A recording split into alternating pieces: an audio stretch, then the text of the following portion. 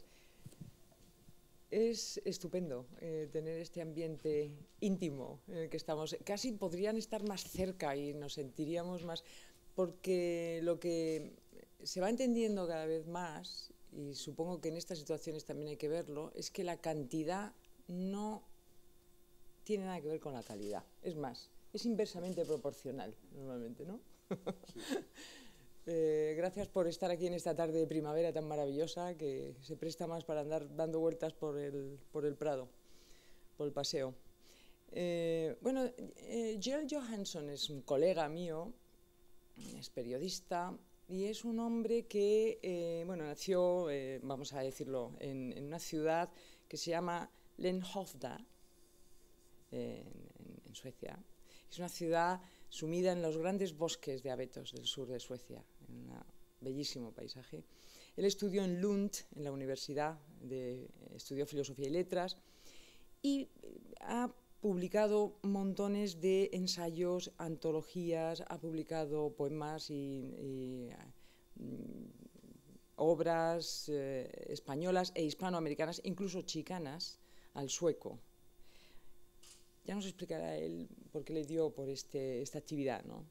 Él ha colaborado durante muchos años, desde el 60 hasta el 2000, en el Dagens Nyheter, que es, sí, gracias, el periódico más importante nacional sueco, que está en Estocolmo, aunque él nunca ha estado en la redacción, porque es una persona inteligente, evidentemente, y no ha sabido preservar su persona de la esclavitud que supone la redacción de un periódico.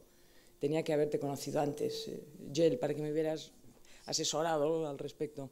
Pero bueno, él ha colaborado también en la radio pública sueca, Sveriges Radio, ha dado conferencias por toda Suecia, conferencias que le pedían dar, él se escondía pero inútilmente, y ha escrito 500 entradas en la enciclopedia nacional, la Nationalencyklopedien. Esto ya me ha salido peor. Y es crítico de ópera en la ciudad suya, en un periódico de la ciudad donde él vive, que se llama, bueno, se llama, según yo, Kristianstadsbladet, el periódico. Según él se llama... que se parece mucho a lo que yo acabo de ver, ¿no? Aquí pone Kristianstadsbladet. No sé por qué él dice... Sí, eso dice así. Kristianstadsbladet. Yo creo que son muy raros los suecos, francamente. Entonces, a mí me gustaría saber por qué una persona que vive en un sitio tan lejana, en unos bosques de abetos tan bonitos y tan aficionada a la ópera y a tantas cosas como hay en Suecia también, le da por interesarse en los asuntos de España, vamos, en la cultura española. Bueno, lo puedo explicar. Es pura casualidad que yo esté aquí. Y la casualidad era un profesor de inglés cuando yo estudiaba para el bachillerato. Un profesor de inglés que utilizaba las clases de inglés para hablar de España, de su lengua y del Quijote. Era un profesor de inglés fuera de... Se había equivocado de idioma, ¿no? No, ¿no era eso? Él era así. Yo también soy así, os voy a dar cuenta. Sí,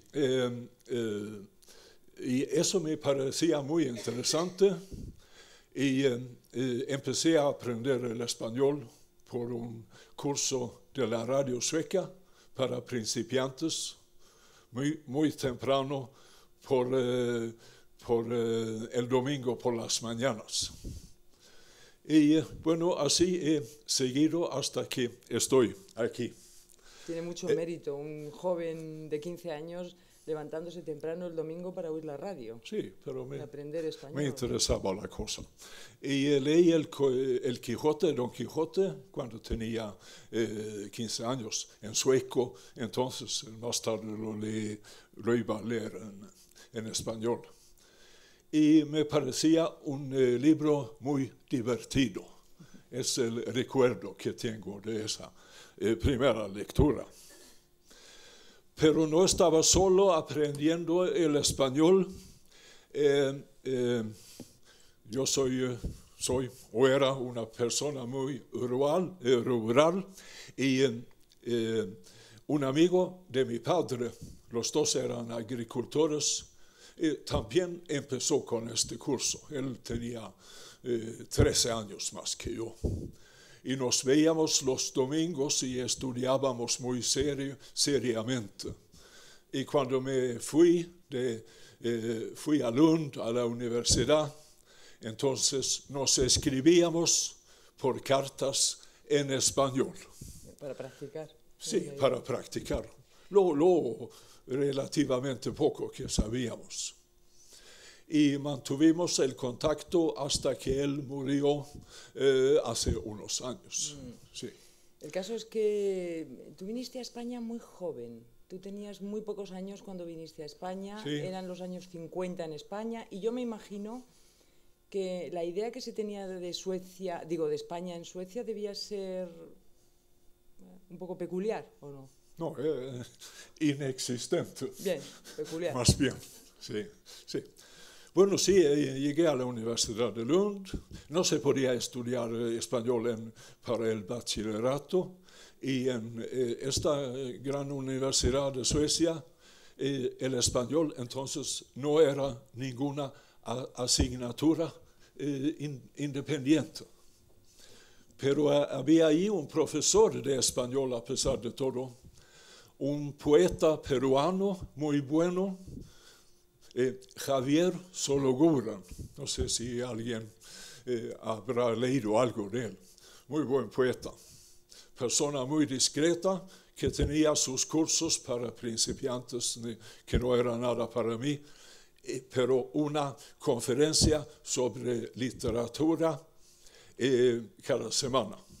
Y eso fue muy interesante. Y siguió mi interés. Y como tú dijiste, fui a España la primera vez en 1954.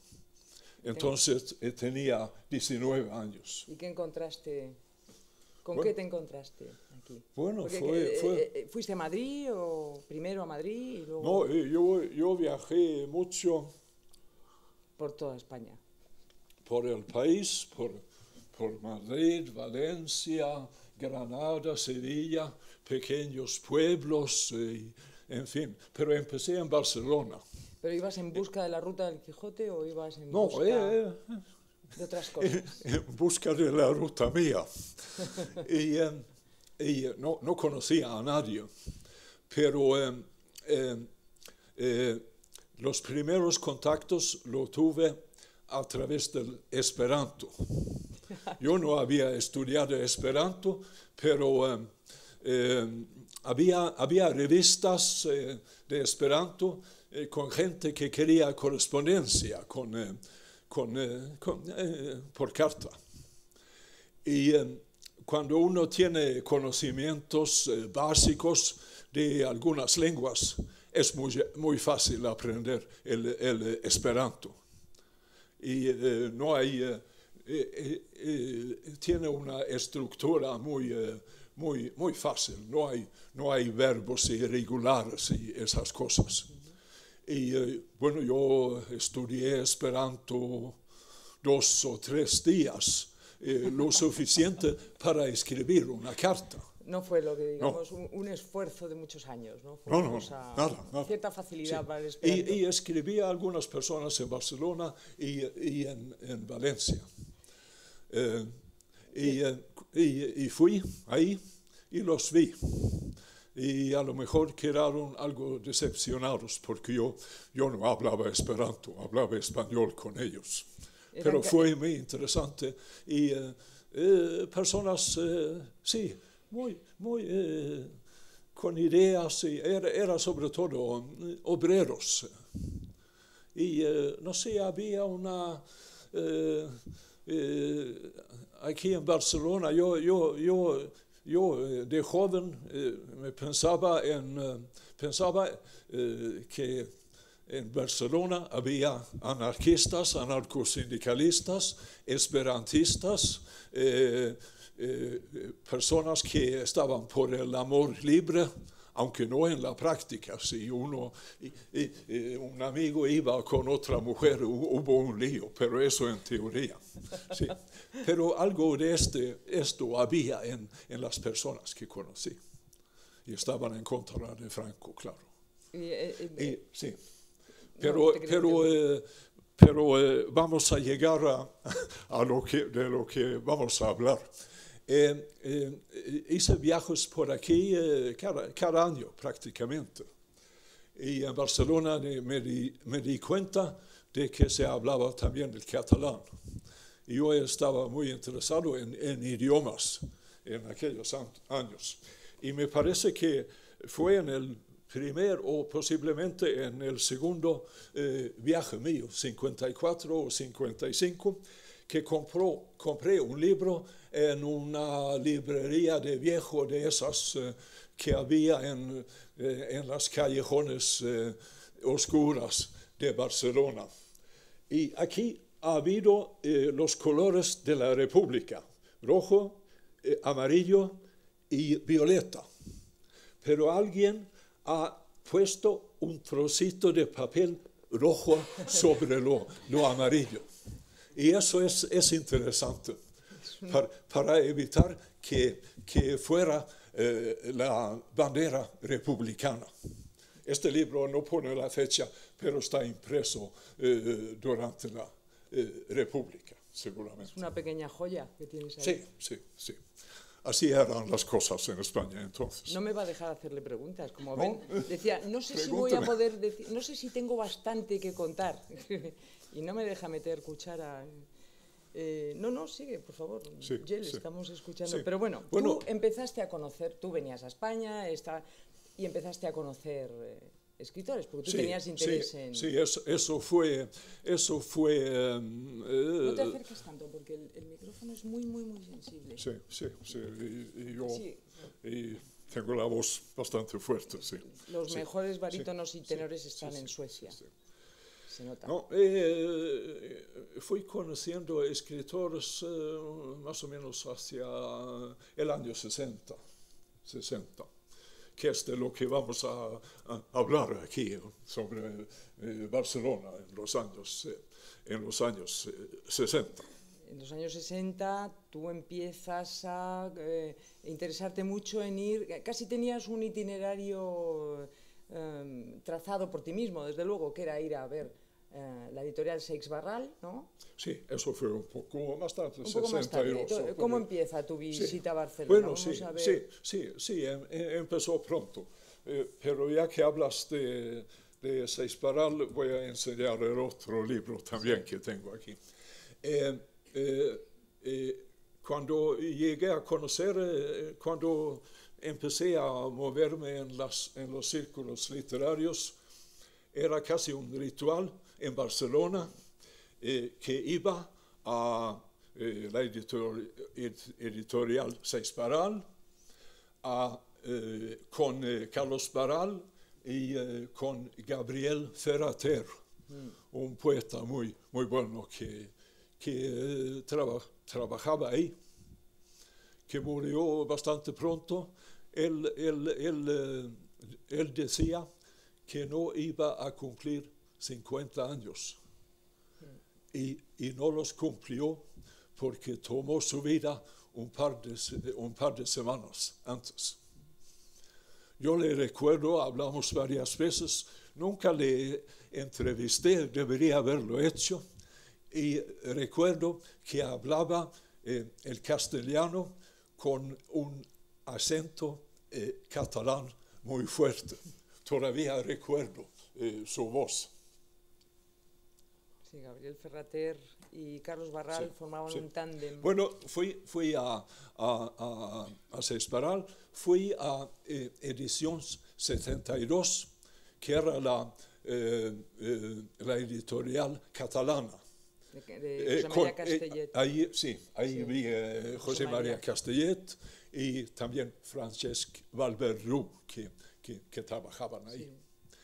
Y eso hizo que me interesara por los grandes poetas catalanes que había ahí, que habían escrito ya antes de la guerra civil, varios de ellos, Salvador Espriu, Josep Vicens Foix y Pere Quart, que se llamaba como persona privada Joan Oliver. Y entrevisté a ellos y escribí o hice programas en la radio. Esto era también cuando los entrevistabas también para el periódico, entonces. Sí, ya, para ¿no? el periódico. Para el periódico, pero también... ¿Tu primer viaje no fue como periodista o sí? ¿Tú ya tenías, hacías reportajes y enviabas textos a...? Los primeros viajes lo hice por mi cuenta. Por tu cuenta. Y empecé a publicar artículos sueltos en otros periódicos que Dagens Nyheter. Déjame que te interrumpa. Sí. Haces bien en hacerlo. La carrerilla estupenda que llevas. Porque claro, él dice, ¿no?, que en Suecia la idea que había de España era nula. Pero en España la idea que había de Suecia en los años 60 eran las suecas, que tampoco es que sea muy profundo el conocimiento cultural de Suecia que había en España. Algunos más entendidos sabían que existía Ingmar Bergman, que ahora, por cierto, va a estar en los sellos, Ingmar Bergman, lo sabes, va a estar en los sellos. Sí. Y cosas así, pero no mucho más. Es decir, que el intercambio cultural era bastante escaso, ¿no? Sí. Bueno, la verdad era que éramos países bastante aislados, los dos, España. Muy lejanos. De España con Franco ni hablemos, pero Suecia también era una provincia ahí en el norte y bastante cerca de la guerra, de la Segunda Guerra Mundial. Nosotros habíamos tenido la suerte de quedar fuera de la Primera Guerra Mundial y de la Segunda Guerra Mundial, que fue un gran favor. Pero no sabíamos, de España se sabía muy poco. El caso es que, aunque esto sea un salto, pero como podemos volver, ¿no?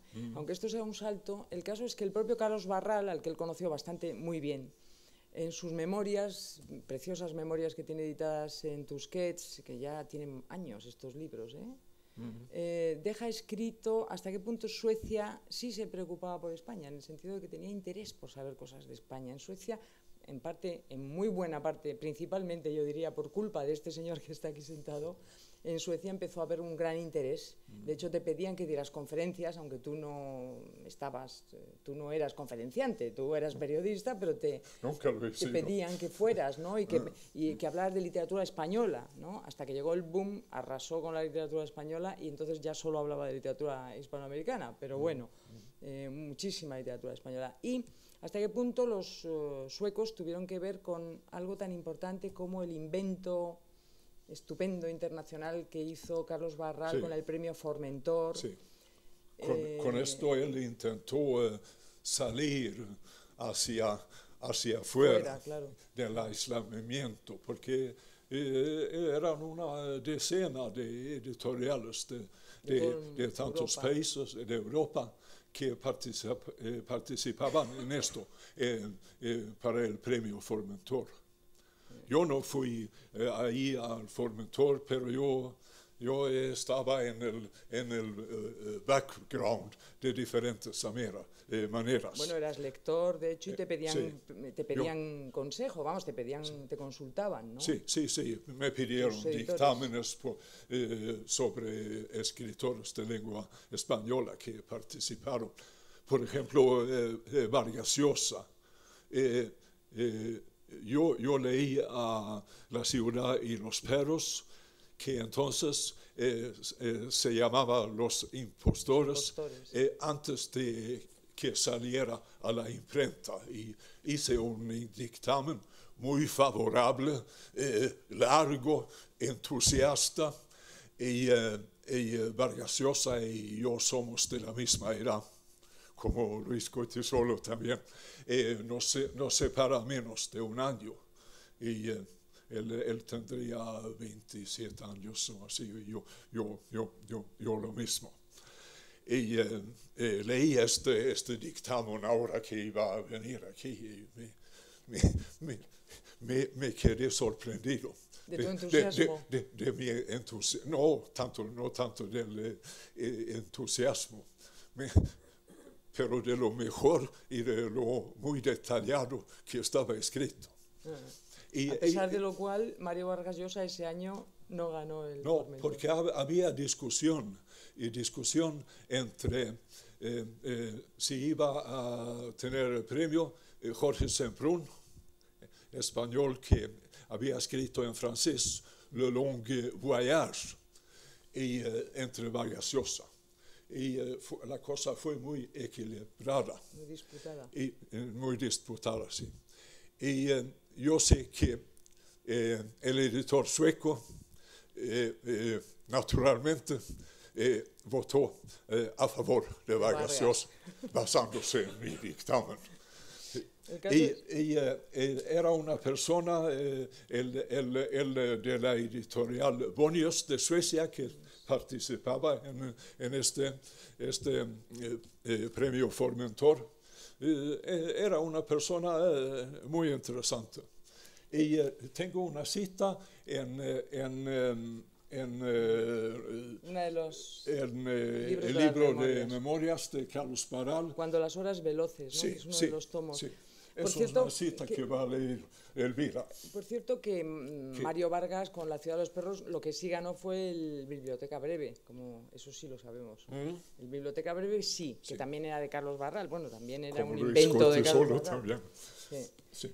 Bueno, antes de que leas la razón por qué quiero que leamos esta cita, es también que yo y mi esposa, sí, mi única y hasta ahora esposa,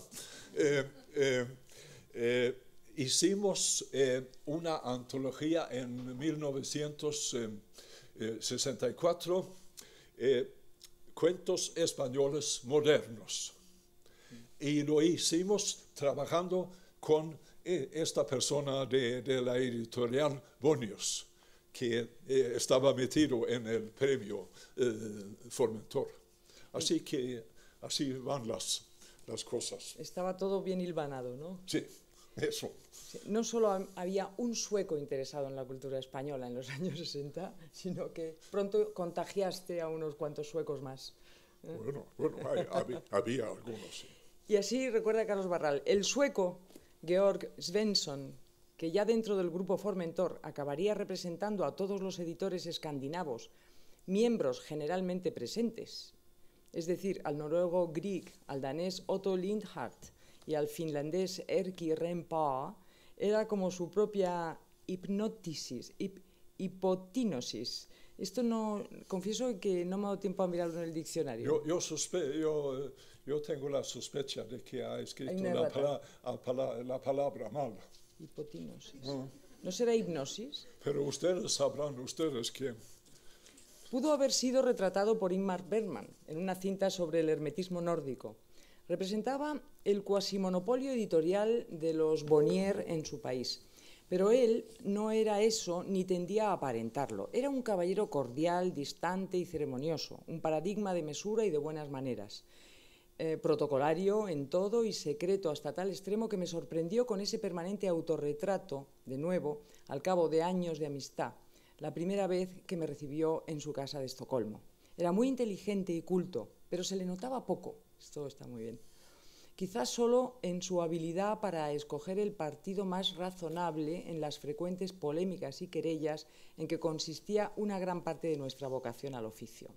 Lo recuerdo como un hombre altísimo, impecablemente vestido, silencioso y de gestos lentos, moderado bebedor, esto es una rareza en la época, como ya sabemos a estas alturas, y en apariencia de una edad congelada en la tardía madurez, ¿no? Sí. Es un buen retrato de... Muy buen retrato, es como recuerdo a Georg Svensson, que también fundó una revista literaria muy importante en 1932 me parece, que tuvo medio siglo de vida, ya no existe. Pero, y ahí publicábamos, Sonia, mi mujer y yo, traducciones de poetas y prosistas también, ¿no? Cuentos y esas cosas. Otra de las personas del ambiente bullente de aquella Barcelona que conociste muy bien fue a Carmen Balcells, sí. Digamos la por antonomasia agente literaria, ¿no? Sí, Entonces sí, era sí. la única, o prácticamente, ¿no? Sí, ella sí. inauguró yo no conocía otra.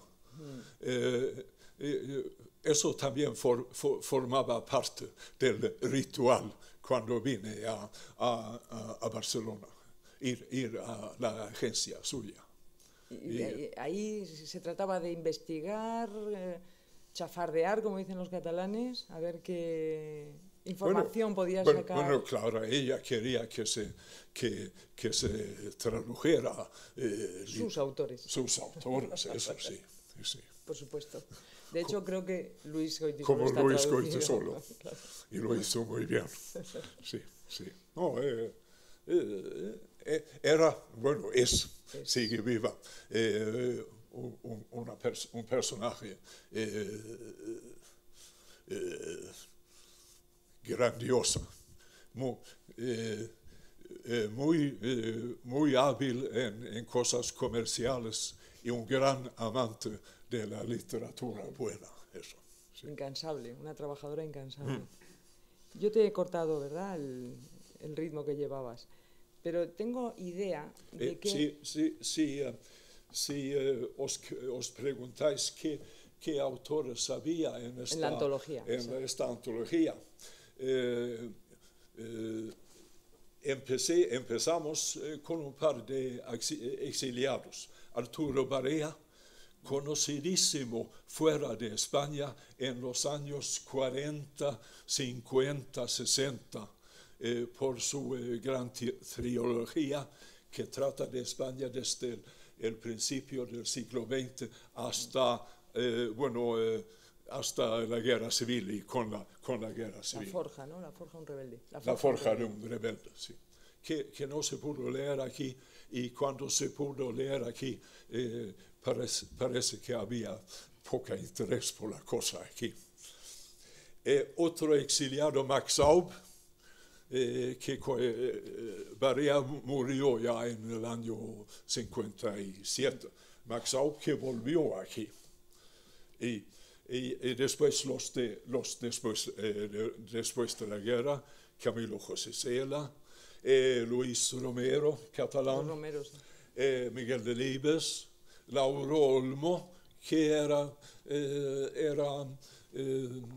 dramaturgo. Claro. Mi esposa y yo vimos La Camisa, que fue una obra muy conocida entonces en el año 62 en Barcelona, y hablamos también con el escritor. De él encontré un cuento de mucha imaginación. Lauro Olmo, Ignacio Aldecoa, al que me gustaba mucho, era un especialista de cuentos. Y manteníamos correspondencia, y cuando iba a verle, de repente había muerto. Él murió en el año 68. Un accidente. Ayer mismo, perdona que te interrumpa, ayer mismo homenajeaban a Josefina Aldecoa, que tomó, sí. Era su mujer, ¿no? Lo que pasa es que lo sé. ella dejó caer el Rodríguez, y que murió hace poco también. O sea que, pero bueno, el caso de Ignacio Aldecoa es que fue un accidente de tráfico. Ahí ya la vi bastantes años más tarde, y también he leído novelas suyas. Sí. Buena escritora. Sí. Aldecoa, y después Antonio Ceres, con quien hablé esta mañana, pero él mismo tenía una conferencia y no tenía posibilidad de venir aquí. Esas cosas pasan en Madrid. Sí, y le pagaban. Y le pagaban. Sí. Armando López Salinas, Ana María Matute, de Barcelona. Sí. de Ana María Matute y Jesús Fernández Santos, Sí, claro. que deberíamos haber traducido en Suecia, pero nunca lo hicimos. Rafael Sánchez Ferlosio, en Suecia no salió El Jarama, pero sí Alfa Nui, que es una novela de mucha imaginación. A mí me gusta mucho, me gustan las dos. Y Alfonso Grosso, de Sevilla, y el más joven, Andrés Sorel, que entonces tenía 27 años, como mi esposa, y yo tenía 29. Bueno, vuelvo a Ana María Matute.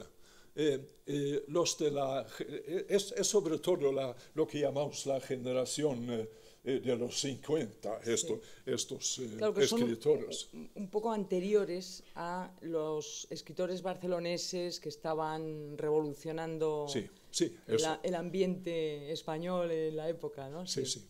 Pero ella Pero estaban ahí, claro. Ella llegó la primera. Sí, claro. Y bueno, yo hice mucha propaganda para Ana María Matute en Suecia, y en los años 60 se publicaron 3 novelas suyas ahí.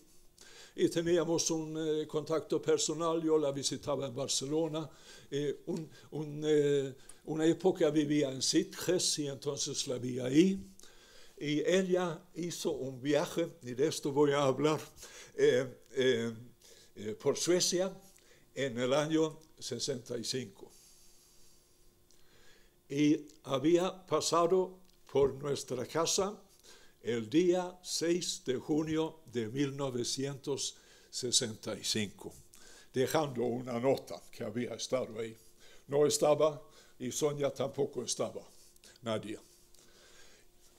Yo estaba en otro sitio, en Cáceres, en Extremadura, visitando a Carlos Álvarez. Antes había traducido una antología de, me parece, 3, ¿verdad? De sus 3 primeros libros de poesía. Y Carlos Álvarez estaba en la cárcel de Cáceres por haber protestado, entre otras cosas, por la ejecución, por el asesinato de Julián Grimau, el 20 de abril del año 63. Y como yo era el traductor sueco de Carlos Álvarez, claro, naturalmente quería verle. Y fui al Ministerio de Justicia y hablé con alguien que se ocupaba de las cárceles. De prisiones, de prisiones. O algo así. Sí. Y dije que yo era el traductor, cosa muy literaria, ni ninguna otra cosa, y que quería verla. Y esta persona dijo que, bueno, que vuelva usted con una petición escrita. Lo hice y él dijo que no. Y entonces yo pensé, voy a ir a Cáceres un domingo, porque entonces hablaré directamente con el director de la cárcel. Sí. Claro. Y entonces, como es domingo, no podrá consultar con el Ministerio de Justicia, sino será su decisión. Y llegué a persuadirle, a convencerle. Él me dejó entrar. Bueno, es una maravilla que no existiera Internet entonces, porque Sí. Con Internet ni domingo ni nada. Rápidamente se habrían... Todo tu plan tan cuidadosamente planificado. Sí, voy a contarlo en 2 minutos. Sí. Bueno, fui ahí, llegué a entrar, hablé con Carlos, aquí presente, y tuvimos una conversación muy política de parte de Carlos y ya. y pensé, esto ya termina enseguida. Pero el guardia que estuvo ahí en un rincón no dijo nada, a lo mejor no escuchaba. No estaría de acuerdo, igual estaba de acuerdo. Y al salir yo, la cosa es que su hermano, Fernando,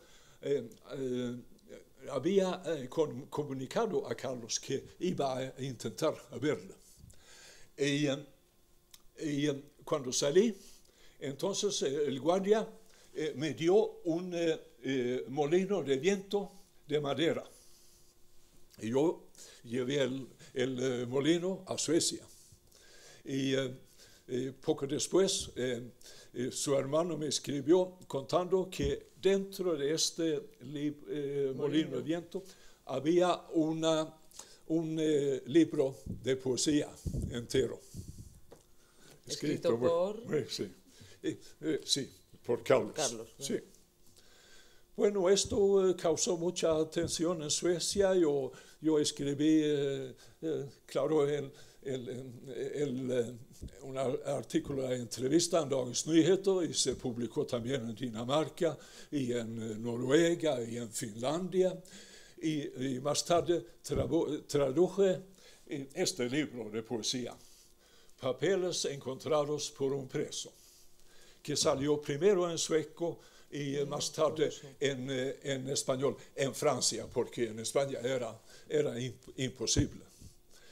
Y después de eso, Carlos Álvarez decía que Carlos Álvarez es un seudónimo de Kjell A. Johansson. Y voy a contar un pequeño detalle de nuestra visita en Cáceres. Fuimos en 2 coches, salimos en 2 coches a Cáceres y nos perdimos en el camino. Yo vine en el primer coche y cuando vino el segundo, preguntaron si había vino algún coche de Madrid. Lo preguntaron a un guardia. Y él contestó muy serio, sí, ha venido un coche de Madrid con 2 hombres, 2 mujeres y un sueco. Eso está bien, ¿eh? Bueno. Eso era señal de lo que impresionabas en aquella época. Sí. Muy bien. El caso es que, bueno, en todas tus andanzas españolas, que han sido muchas, yo te tengo que traer siempre a Barcelona, ¿vale? Es mi obligación. Sí. Y aparte de conocer escritores, aparte de conocer a Carmen Balcells, a editores, etcétera, tú también habías entrevistado para el periódico y para la radio a 2 escritores españoles que, pasado el tiempo, acabaron siendo premio Nobel. Yo no sé si es que les dabas buena suerte. Sí, según entrevistabas a alguien, luego le daban el premio Nobel. Fue en el año 62, aquí en Madrid. Entrevisté a Vicente Aleixandre, persona encantadora, y a Camilo José Cela, todo lo contrario. Tenía carácter, don Camilo. Bueno, no hace falta que gastamos el tiempo en esas cosas. El caso es que en Barcelona, aparte de conocer a escritores, insisto, aparte de interesarte por la lengua catalana, porque, bueno, había también poetas que escribían en catalán, conociste a gente de la música. Sí, también. La llamada Nova Cançó y Serrat, sí, que yo no sabía hasta este ciclo que había tenido tanta actividad, se había metido tanto en este ambiente de contestación y de... Eso fue interesante. Tenían conciertos al aire libre con mucha gente.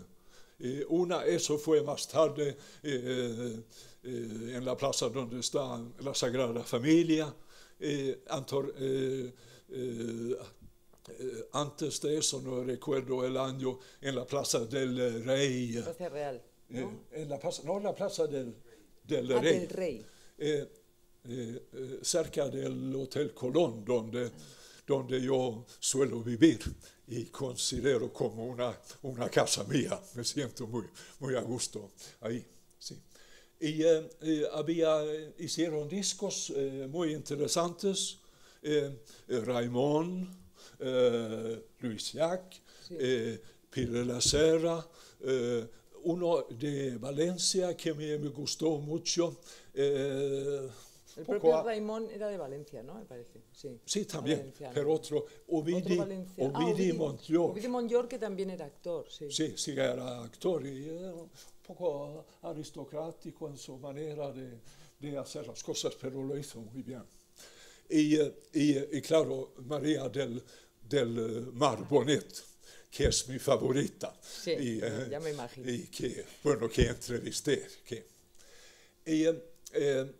Hay discos muy buenos, y esto eran los tiempos de los LPs se dice en español, grandes, donde las cubiertas podrían ser verdaderas obras de arte. De arte, sí, ¿no? Y hay, por ejemplo... Porque las pintaron o las diseñaron, me decías... Sí.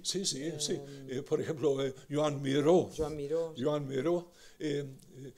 Hubo un disco, Cançó de la Roda del Temps, con poesía de Salvador Espriu, el gran poeta,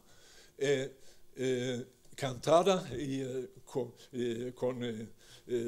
puesta a música por Raimon, y con una cubierta muy bonita de Joan Miró. Sí, eran pequeñas. Y también Miró hizo una cubierta para María del Mar Bonet cuando era muy joven y bastante desconocida. Y ella no le pidió, sino él mismo lo propuso, me contó ella. De los poetas catalanes, cosas que ella misma había escrito, música y palabras. Un disco muy bonito. Claro, se daba ese ambiente en el que personas de edades muy distintas y de disciplinas artísticas muy diferentes se sentían naturalmente unidas, ¿no? Porque había una causa común, es lo que se ha dicho otras veces en esta mesa. Pero es curioso para un periodista joven, como eras tú, extranjero, que bueno, con mucho interés sobre la cultura española y todo lo que quieras, pero tú tenías naturalmente a tus escritores intocables, que eran los Espriu, los Aleixandre también, que eran todos mayores de la gente que estamos hablando, que era gente de tu generación. ¿Cómo te diste cuenta en ese ambiente barcelonés, en ese caldo de cultivo, de que algunas cosas que estaban pasando merecían la pena, que realmente eran valiosas, ¿no? Y personas, claro, que eran valiosas. ¿Cómo lo hiciste eso? Pregunta muy buena. Sí, en Suecia había la opinión muy difundida, errónea y persistente, de que en España, durante el franquismo, no se podía hacer nada interesante en la cultura. Y lo que hice yo fue dedicarme a combatir esa idea irónica, mostrando lo que había, lo que se hacía, lo que hacíais aquí.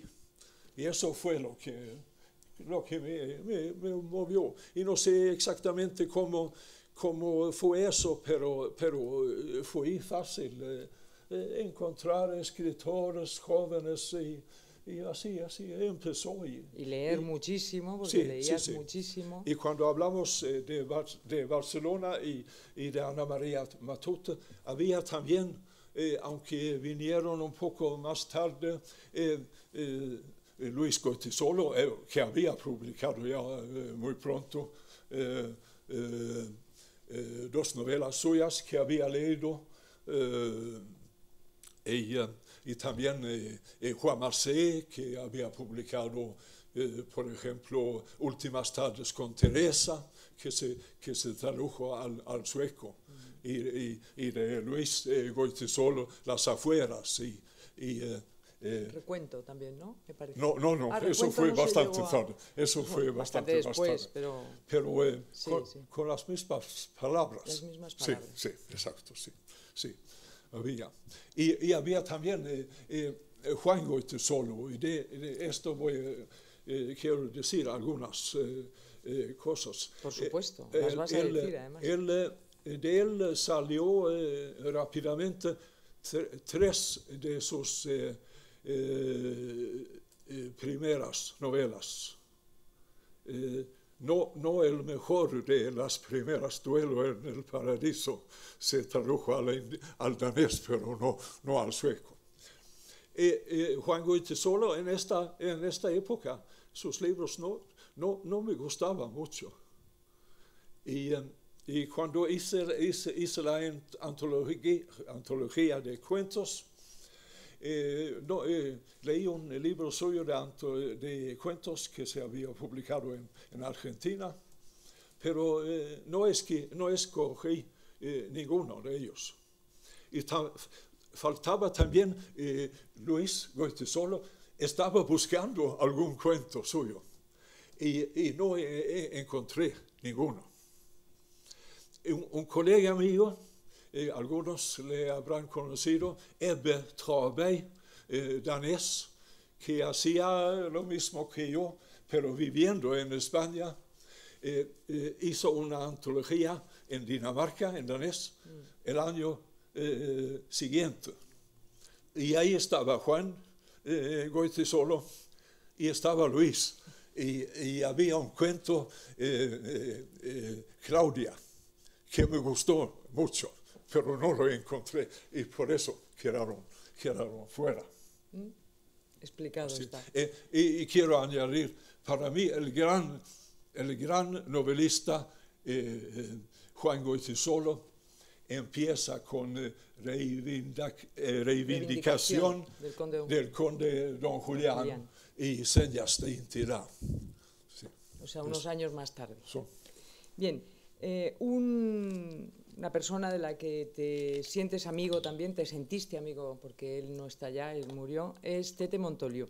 Y se ha dicho aquí en otras ocasiones que esta generación de los 60 de Barcelona, aparte de escribir y leer mucho y discutir y tal y cual, se bebían en todos los bares de Barcelona por la noche y luego por la mañana amanecían, incomprensiblemente. También... ¿Tú compartías estas noches locas de Barcelona? Aunque soy un poco como Georg Svensson. Sí. Más moderado.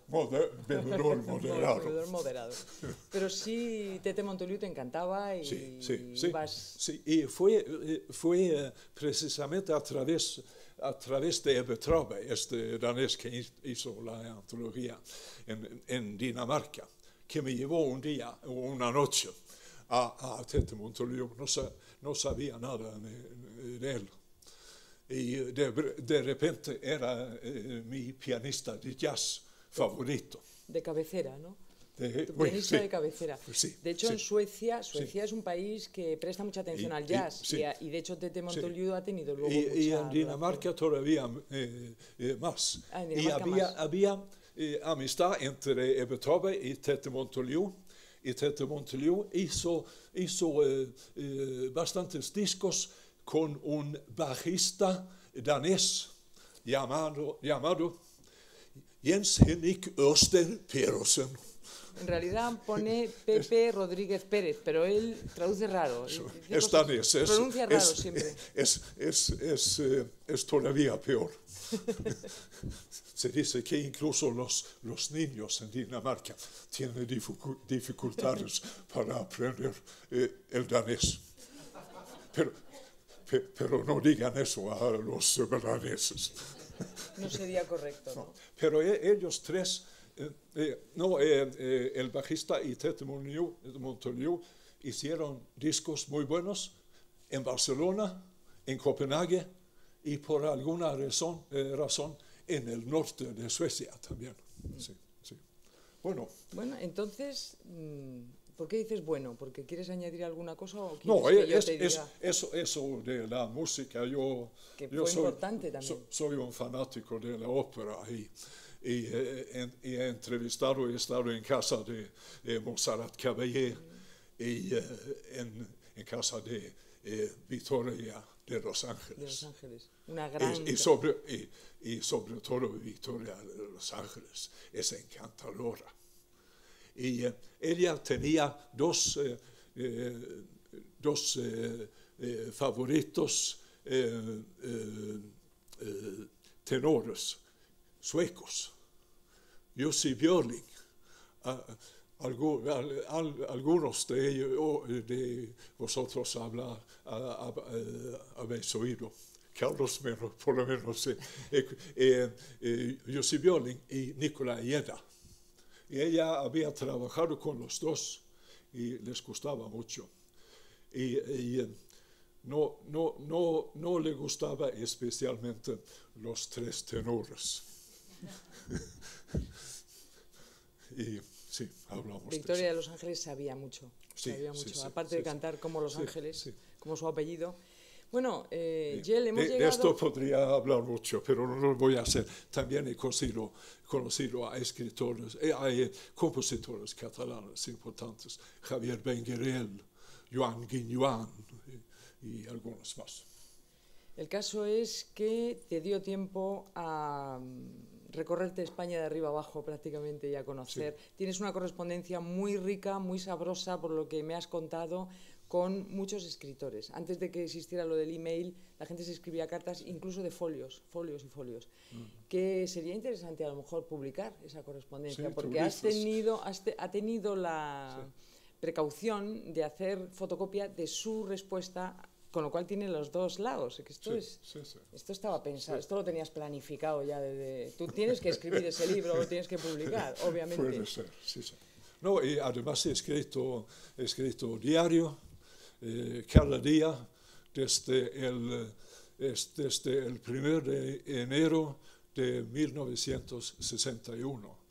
Y mirando los diarios cuando sabía que iba a venir aquí, me quedé yo mismo asombrado, pensando, ¿habré hecho todo esto? Porque había mucha correspondencia y traducciones y los viajes también. Muy bien, pues de todas maneras le debe una visita a Barcelona, porque creo que hace un montón de años que no va a Barcelona. Pero esto ya es cosa de tomar una determinación. Sí. No. Vamos a dejarlo aquí, porque él viene... Solo voy a mencionar... Es verdad, esto era muy bonito, este libro, sí. En 1962 salió una novela importantísima de la nueva literatura española, Tiempo de silencio, de Luis Martín Santos. Y cuando fui a Sesperal, ese año, 62, él me dio el ejemplar y me dio esto, que son unas 20 páginas, con un estilo así, muy pequeñito, que es lo que había suprimido la censura. La censura, claro. Así que tengo un ejemplar completo de Tiempo de silencio. Ese ejemplar vale un potosí, vale mucho dinero. Muy bien. ¿Vamos a dejar que alguien haga alguna pregunta? Sí, ¿no? Con mucho gusto. Sí, ¿no? Mejor ¿Se puede ocurrir? ¿Qué pregunta? O a lo mejor ya los has dejado... Sí. Los has dejado callados. Sí. Entonces yo le hago una pregunta. Aunque ha pasado mucho tiempo, llevas haciendo un diario desde hace 50 años, porque si es desde el 61 son 50 años, es un montón de años. Sí. Ahora, cuando vienes a España, ¿te sigue interesando lo que se hace o ya, claro, hay más, ya la cosa no es tan concentrada y tan emocionante, tan romántica, si quieres, ¿no? No, sí, sigue interesándome. Bueno, sigo lo que se está escribiendo. Yo leo El País he sido suscriptor casi desde el principio de la fundación del país, que salió medio año después de la muerte de Franco, en mayo 60. O marzo, no me acuerdo si fue marzo o mayo. Bueno, sí. Y que tiene, bueno, hay mucha información, hay esta Babelia que sale de los... Pero no siempre es excelente. No digo esto. No quiero criticar al país. Y de eso hemos hablado. Y se puede hablar de periódicos. Yo en Dagens Nyheter empecé a escribir ahí en una fecha prácticamente muy interesante. Porque en 1960, 1 de enero, empezó ahí un nuevo director que se llamaba Olof Lagercrantz, y que era una persona extraordinaria. Él procedía de la nobleza sueca, de la alta burguesía, muy conservador, pero él fue hacia posiciones de izquierda, demasiado de izquierda, pensaban algunos. Y él fue el director del periódico durante 15 años. Es decir, toda la década de que estamos hablando, en teoría hablando. En teoría, sí.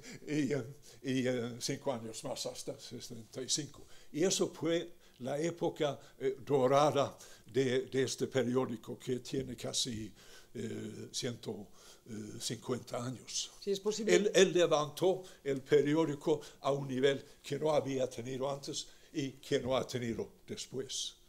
Y ha pasado quizá un poco lo mismo con el país, sin Olof Lagercrantz. Yo opino que sigue siendo un periódico muy bueno. Bueno, comparando con lo que hay, ¿verdad? Sí, pero yo creo que es mejor que vengas personalmente a España y en el tú a tú intentes averiguar qué se está haciendo, porque es más práctico. Sí, ya lo sé. Se obtiene mejor información. Sí, pero sigo lo que se escribo. Y yo nunca me he metido en la Academia Sueca, pero he hecho cosas para ellos, dictámenes sobre algunos escritores, y hago listas a la biblioteca de Nobel, una muy buena biblioteca en Estocolmo. Los cuento que van a comprar de literatura española y latinoamericana. Pero quizá no lo he seguido tanto en los últimos 10 años, porque veo y escucho demasiada ópera en live o en canales satélites, y eso toma mucho tiempo, pero el interés sigue. Pues casi el círculo se cierra, porque si tú ves demasiada y escuchas demasiada ópera, tal como lo has dicho, has dado a entender casi que te puede pasar lo que aquel pobre Alonso Quijano, que leía demasiados libros. Entonces aquí se cierra el círculo y ya no sé qué va a pasar ahora en adelante, Gel. Cuidado con la ópera. Cuidado. Veremos.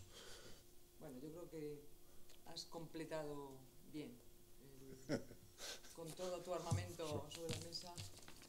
De modo que, muchas gracias a ustedes por estar aquí, y gracias a Kjell Johansen por venir de tan lejos.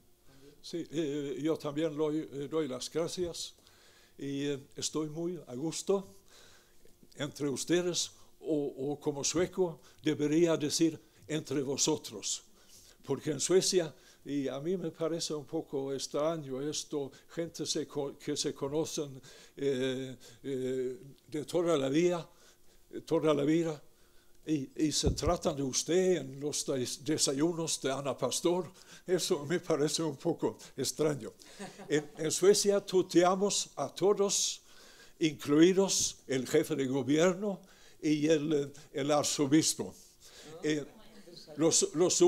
La única excepción es la Casa Real.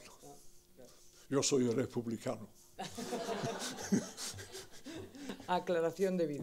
Muchas gracias a vosotros.